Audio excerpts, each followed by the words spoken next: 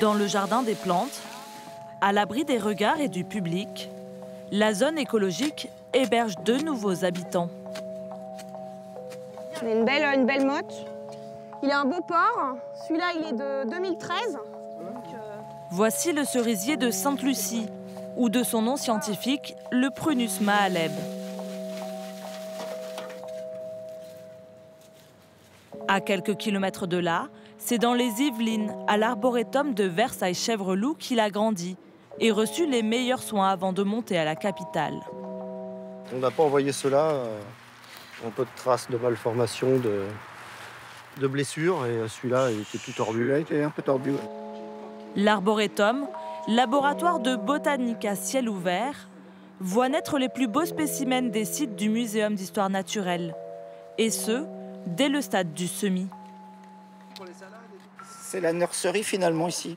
Jusqu'à ce qu'ils arrivent à but, il faudra 7-8 ans avant qu'ils soient plantés dans le domaine et au jardin des plantes.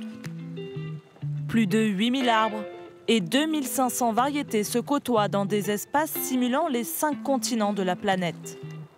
Chaque plante est sauvage, issue de graines récoltées dans la nature pour préserver les écosystèmes.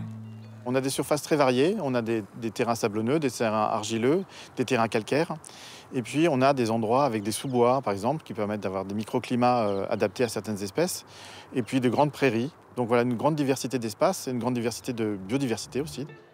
L'arboretum et le jardin des plantes sont des sanctuaires. Pour certaines espèces menacées d'extinction, c'est même leur dernier refuge.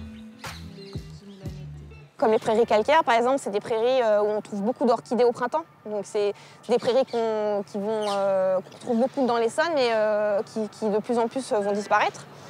Ça peut être une trace qu'on laissera en essayant vraiment de le maintenir, ce qui n'est pas évident, parce que c'est quand même des milieux fragiles et exigeants. Hein, donc on essaye quand même de les conserver au maximum.